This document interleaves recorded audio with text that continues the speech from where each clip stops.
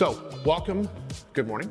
My name is Rob Bissett. I'm head of product for information protection, which is a very clear name. We'll figure that out later. We're gonna spend some time talking about how we set the foundations to deliver. The features are great, the apps and collections are great, but to be able to adopt them, you have to have trust in the platform, in the foundations of the platform, the capabilities and protections that it provides. So we're gonna spend some time talking about that. I'm not nearly smart enough to talk about this topic on my own, so I have some help.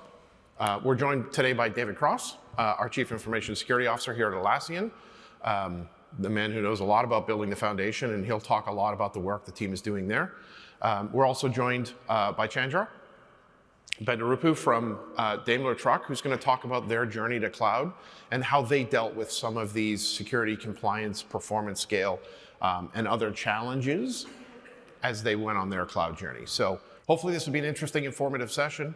We're going to start from the bottom and work our way up from the foundation to the first floor and up as we go. I don't think there's any question that Atlassian has been on a journey for a number of years. We've started out as a product-led growth company, right? Atlassian was actually helped kind of define that genre of product-led growth, of creating packaged enterprise software products that you could download, run under your desk, and it was widely adopted by teams as part of that. Part of what made Atlassian what Atlassian is today.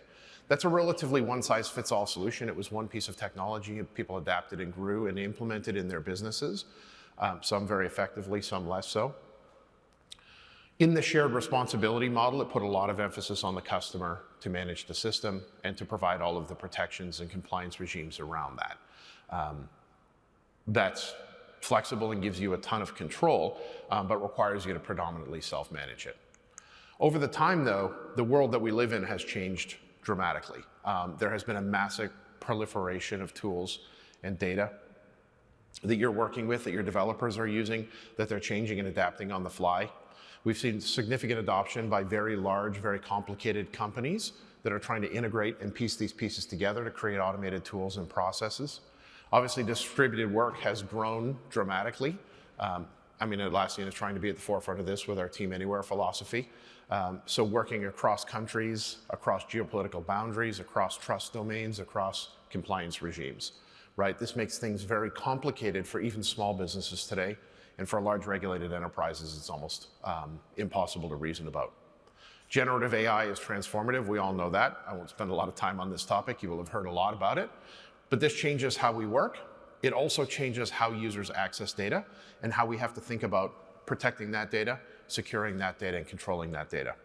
Finally, I don't think there's any secrets here.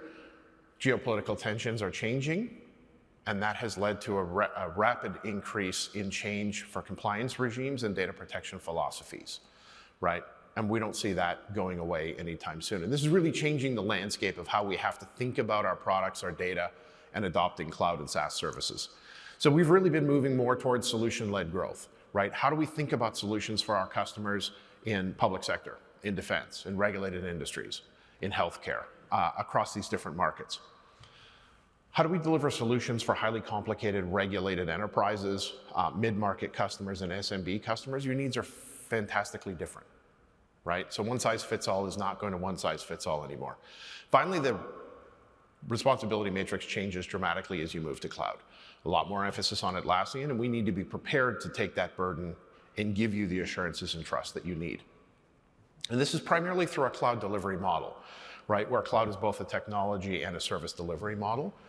And that changes that paradigm a lot, and we've had to grow and adapt to be a part of that. So we're gonna spend some time talking about how we do that over the course of the next 45 or so minutes. So that's really where we are. Everything starts with the foundation. Everything starts with the defaults. That's really the domain of David and his team. So I'll invite David to come up and talk a little bit about how we build software, how we think about securing from the fundamentals, and then we'll work up through the platform from there. So David. Thanks, Rob. I'm actually pretty excited to be here. So first let me introduce myself. I'm David Cross, and I'm the new CISO. I joined almost a year ago, so I'm very excited to be here. But first and foremost, I want to ask of who has seen a security session at a team conference before? This is the first one, everybody, right? Who would like to see some more? All right. So, a little of my background, certainly. It's the first one? This is the first one. Wow, This is the nice. first one. All right. It wasn't Team US, it was Team Europe. So, Do we have badges? We need badges. I feel like everybody should be able to have swag. I attended the first security. exactly. So, give us good feedback, right? Because we want to have some more sessions on security, right?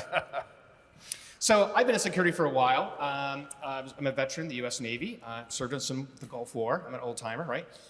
Spent a few years at Microsoft, in the Google and Oracle cloud security, things like that. So I'm really excited to be here, right? And because cloud and security are very important, right? And it's about, I think at the RSA conference like 2 years ago, I made a presentation that said, it's not a question of if you're moving to the cloud, it's the question of when you're moving to the cloud, because that's the reality, everybody. Because there's an element, if you think about geopolitical tensions and interest and things like that, the question I ask everybody is, who is ready to deal with everything 24/7? Every attacks, what's going, every war, every conflict, the next log4j. Who has someone 24/7 that can look at all the threat intel, respond to everything 24/7? But that's what we're here to do in the cloud, right? That's one of the challenges. And this is what the clouds and ourselves, right? I have a couple hundred people. This is what we do 24/7. Every little thing perfectly around the sun, threat intelligence, monitoring, detection, all these type of things. This is what we do. And I think the reality is for many companies, whether you're based in the United States, in Europe, or Asia, who's not global anymore? Who has people working every holiday, every weekend, every night, looking at everything as it happens? And as we all know, everything happens Friday night, wherever you're at, right? But that's what we do because we have that coverage. And we're here to help with that, right? To build that. So when we think about things, right, I like to say it's the entire stack and how we look at it, we approach all these things. So everything at the application layer, right? The application security, who has expertise in every layer of the stack in the applications? So who also has threat intelligence, monitoring? Who has threat intelligence feeds in your organization? Who has experts that can monitor them 24/7? That's what we do. So we look at everything for threat intelligence, and I talk about the stack we live on and how we build upon that as well. The next thing is the data protection. Your data, whether it's in transit or it's been stored, it's protected, it's encrypted, and that's what we do. Continuous monitoring. And there's monitoring of everything for every connection, every network, every API, every interface, every update, right? We do that 24/7, the same things like that. And also, I think this is also one of the interesting challenges, is that audits, regulations, compliance, who has experts on every audit? Who's an expert on DSS 4.1 and things like that for PCI, right? That's what we do. The same thing with our things is we're making sure everything's up to date, but also is it going to be compliant, right? And having that same types of expertise. So we keep building upon these pillars. Now, I say from the ground up, right, is that we build on top of AWS and now GCP, Who's happy that we're also going to be running on GCP now instead of not just Amazon? Anyone happy about that? But we're multi-tenant on top of these, and we take advantage of those things. They're great partners. There's some things that occur that if something happens at the lower layer, at the hypervisor, the network, right, we're informed. We work together on things like that so that we can monitor that. The other elements is that one of the things I think people don't always realize is that we designed things and operate, even though multi-tenant, say, I'm not on my hardware and bare metal. It doesn't work that way, everybody. That's what we do. We monitor everything. There is no crossing over of things, right? There is no leakage across the tendencies, right? That's what we monitor. That's what we have in place. And that's what's hardened. And we build this from the ground up. So other things we do is, which I think is that of everything of my product security team, right? We scan all the source code, everything from the SAS, the DAS, the SCA, the provenance of every library, right? So we look at everything that comes in. Do we build upon open source? Of course we do. But how that's pulled into our Artifactory, right? How do we understand the provenance of that? How do we understand before that comes into anything, right? We scan all these things. the third party into the fourth party, all these things. We build upon those things and we check upon those things, right? We're constantly testing. And I think anyone was at the keynotes hearing about Rovo? Well, I was excited to hear my team today is that, guess what Rovo does for us too? Can anyone guess?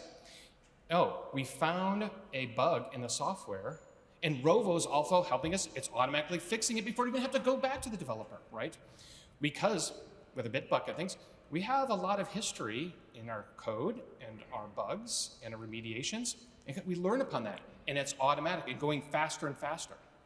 And the other element, which I think is always surprisingly some people don't realize, is that we do the pen testing. We have the internal and external pen testing, and guess what? Every release, every year, we pen test it. Did everyone know that? It's always pen tested every single year. Even if there's no major change, we still pen test it. And so that's constantly, and it's automated. The same thing, just like the source code scanning. And so it's an entire life cycle end to end. And it's exciting because it gets even more and more faster and automatic. And guess what with Rovo, with our pen testing and AI, oh, you've heard of AI. It's like, are we pen testing that? Of course we are. And guess what? It's automatic as well. Every single change, we're now automatically pen testing, thanks to Rovo. So things like that is say the automatic monitoring. We look at all our entire infrastructure, we look at all of our systems, and we look at our people, right? And things like that. So that of what people are doing, and so that I could not live without my YubiKey, right? Can you imagine coming here? Rob, can you imagine coming here without your YubiKey, right? You're not going to be doing very much, are you, right? Nope. And things like that. And so, is there exceptions to that? Nope. So even if they got your password, can you get access to the production? Nope, right? We're very strict about those type of things. The other things is that we work with the community, right? There's other things. Everyone heard of IT ISAC or FSISEC, those type of things? We're part of that, right? We share with that. And so that something, let's say with one of our competitors, they actually see an attack into SaaS, and it's happening to them. We privately, and it's shared with us so that we can be aware of the same exact things before it's public, and working together, common defense, because we have common enemies, and working together from a threat intelligence and other types of things. And this really helps us stay up to date and working together. And, I think I mentioned before, about, compliance or regulations is that, hey, with ton are available. It's like, it sounds funny, but I can't even remember the entire list, right? That is constantly growing, right? We got more coming too, right? Of the SOC 1 and the Type 2 for the, Rob, what's the name of this one? The Type 2. C5. Thank you. Other things to say they heard about is that we're going to FedRAMP High, IL5, ITAR. These are all coming, right? And I think one of the interesting things is that this is the new bar, right, of things like that. It's not inconsistency. We're building upon these things again and again. The other thing is that, which I was really excited when I came here to Atlassian, is about customers. I love customers, right? And I'm here to protect you. We're here to protect your data. We're here to protect your applications, right? And working together, right? And that security is always top of mind. Everything that we do, from a training perspective, internally, all building upon these type of things. And so, like before, is that we operate in zero trust, right? Is so that everything is authenticated and authorized. You can't get in without MFA, right? You can't get in. So, let's say I disable CrowdStrike my laptop. Am I even getting authenticated? Nope. My laptop, guess what? Even at Atlassian, there's some people with Windows. I'm one of the only people in the company that has Windows. And guess what? If my Windows is not up to date, I'm not getting access to anything.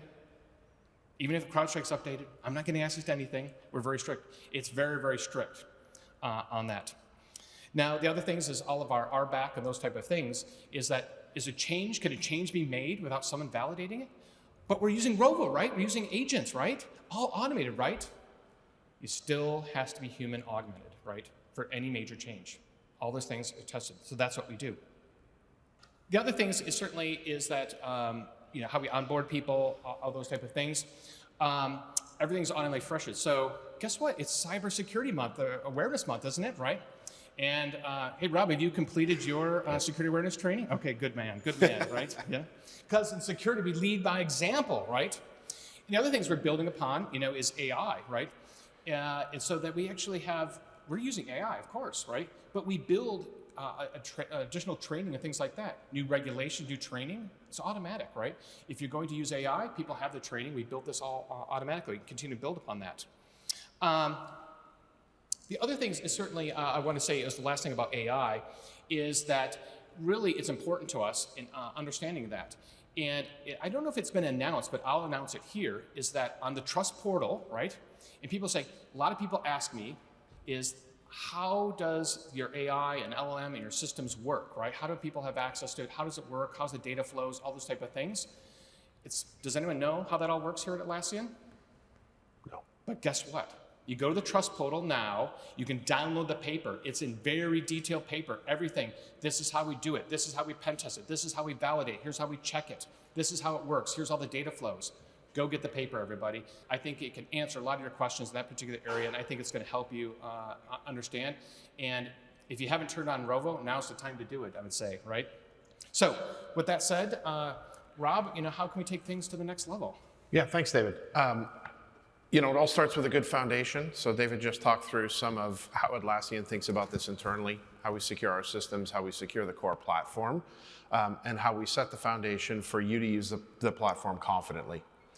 On top of that, we've invested heavily in building what we would call performance or security, compliance, performance, and scale features.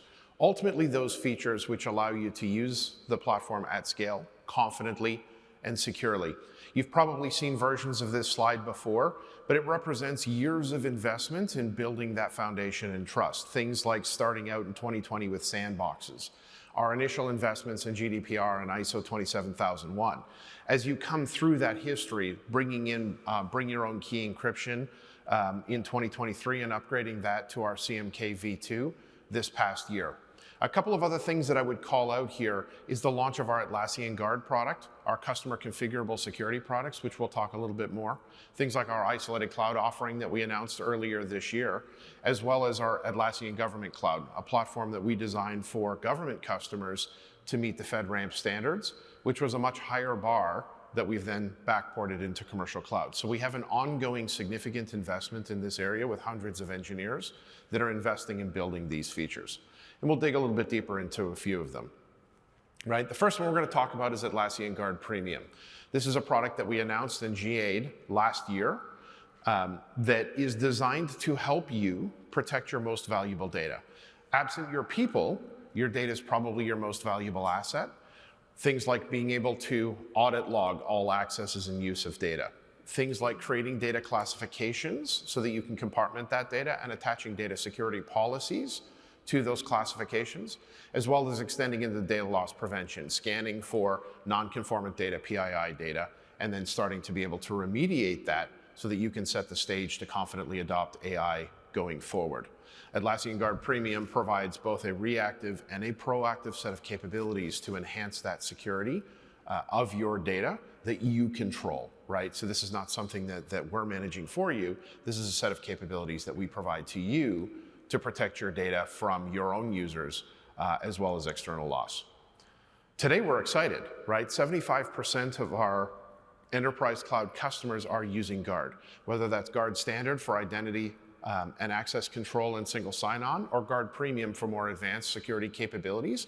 It represents customers using those capabilities to secure their data, to increase their confidence in their ability to use Atlassian broadly.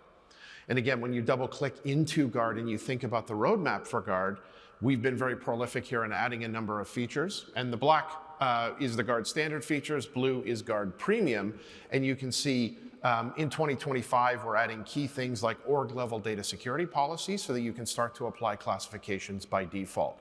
Things like expanded audit logs to make sure that audit is comprehensive, including a lot of the Rovo capabilities that customers are starting to adopt in really large numbers, actually. It's exciting to see. Things like, as we look to the future, things like blocking mobile browsers so that you can have more control over the vehicles that your users are using to access Atlassian to make sure that they're following corporate standards. Things like extending data loss prevention scanning to historical data as well as new data. things like scanning attachments as well, so that you can start to apply data loss prevention capabilities more broadly across your 5, 10, 15, in some cases 20 years of historical data to find those hard-coded passwords and social security numbers and credit card numbers that inevitably creep into that kind of content. And again, in a world of AI where data is much more accessible to your users, being able to apply these data security policies, classification-based access control, and historical content scanning are critically important to ensure that you're in compliance with your regulatory regimes, but also that you're providing appropriate controls for data to ensure that your users aren't getting access to things that they probably shouldn't have. The great part about cloud is that Rovo-powered search is incredible. One of the risks is that Rovo-powered search is incredible, right? So we have to make sure that we have the right tools and capabilities. Moving beyond guard, and you think about the platform itself, right? One of the things that's really important is acknowledging that not all customers can use hyperscale multi-tenant cloud, right? So we've had Atlassian Cloud for a number of years now, 8 years in fact, and we've continued to expand that. Our initial cloud was a global instance. We've now launched 11 regions that provide data residency. You can pin your data in any of those 11 regions. In fact, you can pin some data here and some data there. And this is important. So if you face regulatory requirements for data residency, we do have those capabilities. And we're continuing to understand where we need to expand data residency to and the types of data that we need to apply data residency to. So we are continuing to invest in this capability. The second, and I think this is really important, and I understand we're in Europe, but we are also being recorded for a global audience, is we've launched our Atlassian Government Cloud. This was the first time that Atlassian built a second security perimeter and deployed the Atlassian Cloud Service into that security perimeter and uplifted it to meet the US federal FedRAMP moderate regulations, received that authority to operate earlier this year, and we have customers running in production in this cloud today. Why does this matter? This is a very high bar for security and compliance, and all of the work that we had to do to uplift to meet that regulatory framework, we backported into our commercial cloud. So this investment made our commercial cloud better, more secure, and more compliant. And we look forward to expanding that. We've announced a few weeks ago that we would expand this to the FedRAMP High and IL5 regulations, which is an incredibly high bar, and we look forward to backporting those enhancements into our multi-tenant commercial cloud as well. Ultimately, this is a capability that we continue to explore the ability to expand into other countries. So this is a US-centric offering today, but we are looking at how we can expand that into other critical markets where customers have similar needs. Lastly, Atlassian Isolated Cloud. This is the first time we've talked about this here in Europe. We announced it a little bit earlier this year at Team US, and it is a single tenant cloud solution. So it's the same Atlassian Cloud. It's the same code. It's the same operations and control paradigm, but delivered in a single tenant model. So in addition to logical isolation and cryptographic isolation, you have physical isolation, single tenant compute, network, and storage. We'll talk a little bit more about that. That's on track to GA in the middle of 2026. And as I say, we'll dig a little bit more into that as well. Where are we going with this? We're not done, right? We're not done. In fact, we're just accelerating, right? There's so much more that we can do. Where are we going? Expand data residency. Data residency is not going to become a smaller problem. It's not going to become less required. It's not something that companies are going to move away from and countries are going to move away from. So we're going to continue to expand that. More regions, more data types. Our short-term focus now is on PII, bringing identity within the sphere of data residency, which is a key ask from our customers. That's something we're working on right now. But we're going to continue to make sure that more apps are data resident and that we can make data residency available in more regions. If you have a need for this and it's not available in your region, please talk to your account reps, right? That's the vehicle by which we understand where we need to invest next. Number two, continuing to expand compliance attestations, right? We've invested heavily in ISO 27001. We've invested heavily in NIST 853. Those are the two global frameworks.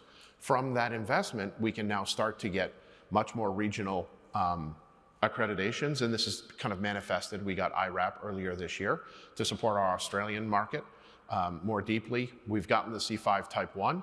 We're working on C5 Type 2, which is a European regulation, for those of you in Germany who would know it well. And that's a capability that we'll continue to expand in.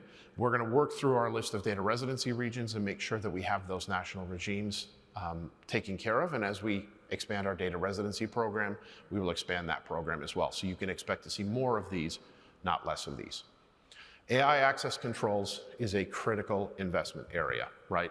We've been talking about AI throughout the event. We're going to continue to talk about AI through the event. You're going to continue to hear about AI.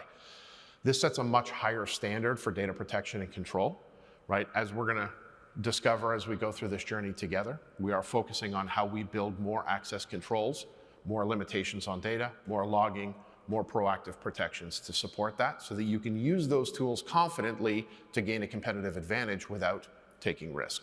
Okay, that's an important investment for us. Lastly, we're going to GA our isolated cloud. We will GA that in the middle of 2026. And we'll continue to talk on this. Ultimately, why isolated cloud, right? And this is something that you see commonly across industry, customers wanting to adopt SaaS-based platforms, but in the highly regulated markets. And we see this in tech, we see this in financial services, we see this in some public sector, where you have a lower tolerance for risk or a higher bar for compliance. You want to go beyond logical isolation and you want to go beyond cryptographic isolation to physical isolation. The ability to reduce the risk of accidental data leakage. This is foundationally what isolated cloud is going to deliver. It's the same Atlassian experience, delivered in a single tenant model. It allows you to enhance security in certain ways. Again, it reduces risk, but enhances security. We provide things like dedicated network gateways. You're not using a shared network gateway. It allows you to have more control over a direct connect. If you're using Amazon Direct Connect or so on and so forth, you can do private network routing. There'll be some capabilities that we provide in terms of intrinsic security, as well as ability to manage upgrades and manage compliance and change control that are part of isolated cloud. But it's not a different cloud. It's not a different code stream. It's not a different product. It's the same product delivered in a single tenant mode. Ultimately, the exciting news that we had for that is when we announced this product, we announced that it would be available in the US East region. Today, we're announcing that it'll be available at GA in all of our data residency regions. So our customers here in Europe will be able to get this in our European-based regions. And I think we have 3: Germany, Ireland, and there's another one, Switzerland. I think it's Switzerland. I should know that off the top of my head, but that's the one I blanked on. So we all do this when we present. So this will be available in our data residency regions here in Europe, as well as in Asia, at GA, which again, mid-2026. I can't give away all the secrets. We'll announce that at Team US. All right, all of that was a lot. We went through that relatively quickly. We have about 10 minutes left. We'll spend a few minutes kind of making it real, if you will. So Chandra, we appreciate you coming. We appreciate you sharing your time with us. One of the things we hear consistently after these events is we want to hear more from customers. So we do appreciate you coming. I think you've had an interesting journey. We talked about this offline, right? Started in India, came to Germany. Now you're leading platforms for Daimler Truck. I'm going to sit down if that's all right. Now you're leading platforms for Daimler Truck supporting both regions. Why don't you talk a little bit about that journey and kind of introduce where Daimler is in their process. Okay, so as a platform manager, we have a complete DevSecOps platform which is centrally managed from Stuttgart, but we have a distributed team which is supporting this platform. Yeah, in this platform we have various toolings starting from collaboration to CI/CD. Okay. Yeah, and which includes security as an inbuilt aspect inside it.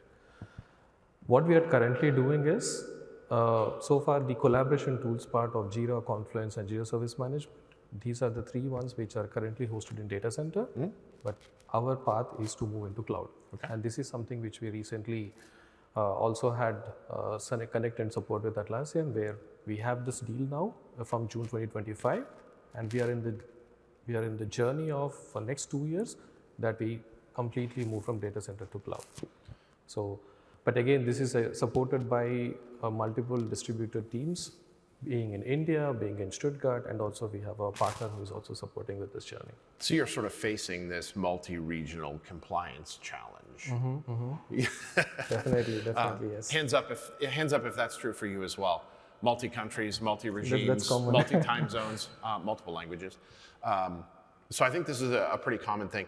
So as you thought about preparing for this journey, how did you think about those regional challenges, those security challenges, and kind of become organizationally ready for that? Yeah, actually, this is a huge journey which we went almost for 7 to 8 months together.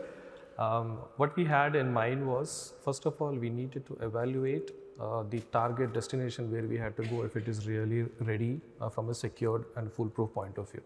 So this is where we targeted about cloud readiness and went in. I was looking into one of your slides as well. Yes, you have a lot of statements that you're making, but we also had to validate it at our side, right?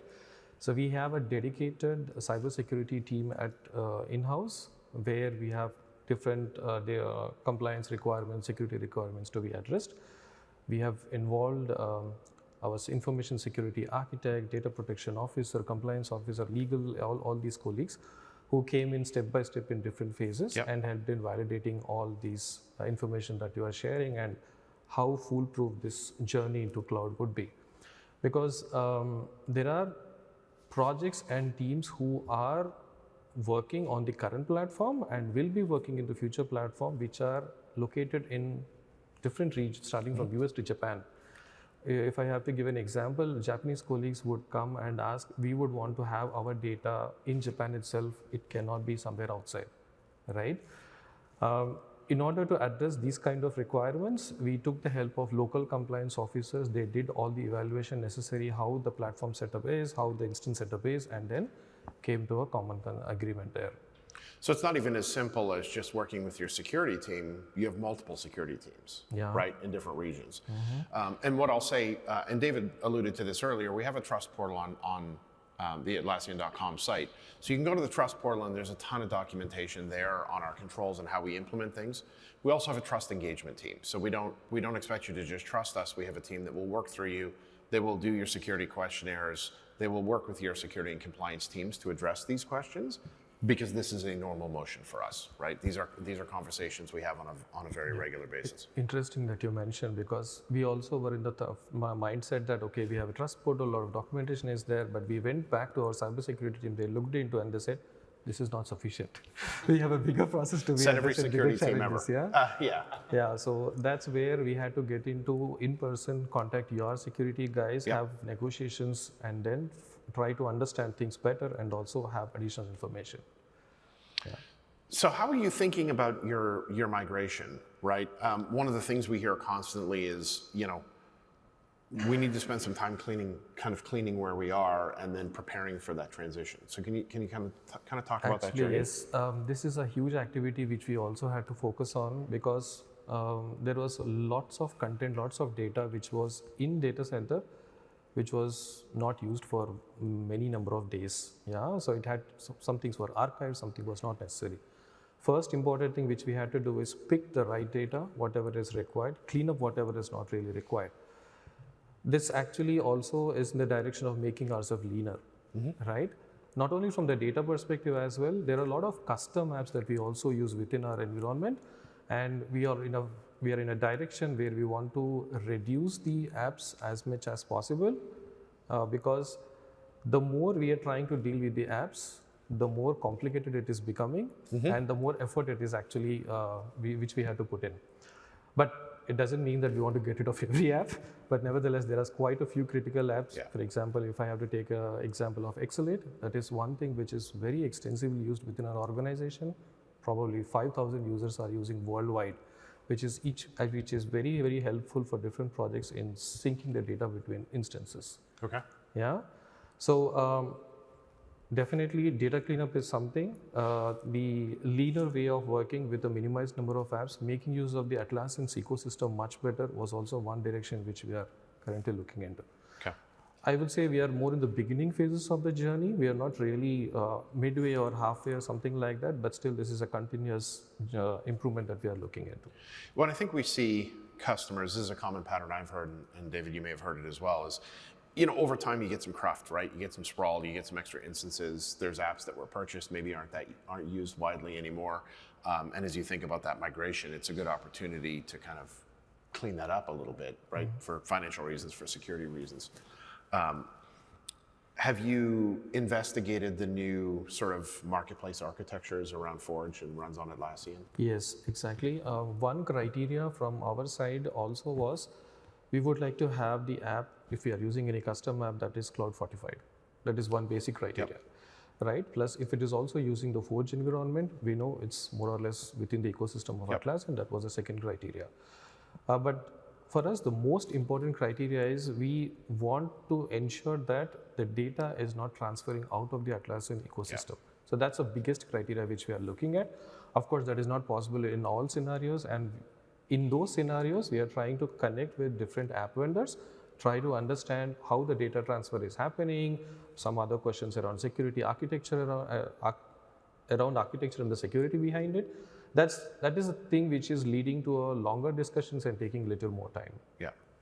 And again, these are common questions, right? If you haven't investigated in the marketplace our new Forge technologies and our new runs on Atlassian and Atlassian fortified paradigm for applications, again, it effectively counts as a security upgrade if you want to think about that. But many apps historically connected to Atlassian and use third-party data processing to deliver the value of the apps. With Forge on Atlassian, that processing moves inside the Atlassian ecosystem. So the apps run on Atlassian, the data stays in Atlassian, and it reduces the number of security perimeters that you need to worry about, as well as the number of third-party data processors. So you get the same experience, but in a much more controlled, managed way. So that's something I would strongly encourage you to talk to our marketplace team about, talk to the app ecosystem vendors about, because it's something that's in progress today, but will foundationally change how you think about securing your data. And that's important from an AI perspective as well, because it makes that data sort of native to our platform. So that's super important. So what I would say is, as you think about cloud, what are you looking forward to most?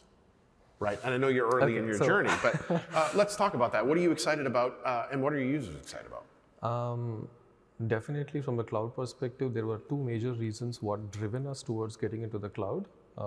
In the whole Daimler Truck, our thought process is have all the applications hosted in cloud. Cloud first approach is something which is there. Yep. And Atlassian definitely already went through a long journey, and you have a lot of customers who already onboarded into, and we never wanted to be behind. This is one. And the interesting aspect in the cloud is there are a lot of new features and trends that are getting developed, and we want to take the full advantage of it. Example, Rovo is something which we are highly talking about, and this is something which we want to adapt and see how much efficiency that it can bring in all our project teams. Plus, it's obvious that whatever security requirements that we had at our side which were defined by our cybersecurity is already fulfilled by Atlassian, right? So all these three together, if I put across, it was a straightforward decision for us to move to cloud. Awesome. Yeah. I think we're right at time. We started a couple of minutes late, so if you'll indulge us for one last question. What would be the advice you would give to your peers in the room as they think about undertaking this journey? Okay, maybe a difficult question for me because we are still in the beginning phase of this journey. But at least what I see is the more leaner we are, the more better it is. Okay. Yeah. And I would rely more on the Atlassian ecosystem and the kind of functionality, the kind of features that they're offering out of the box. Yeah. This actually reduces a lot of effort internally and also managing and dealing with a lot of different suppliers. Yeah, that is one, which is also a strategic approach from our company. Again, preparation is the key for sure, because you also mentioned about the data cleanup. Whatever is really not required, just try to get rid of as much as possible, and keep going with the momentum. That's how I see it. Awesome, love it. I want to thank everybody for coming today. And as always, just keep doing what you're doing. We appreciate it. Thank you so much for coming. Thank you for listening to us. Thank you, Chandra, for coming Thank you. and Thanks sharing for your inviting time. me. Thank you so much, everybody. I appreciate it.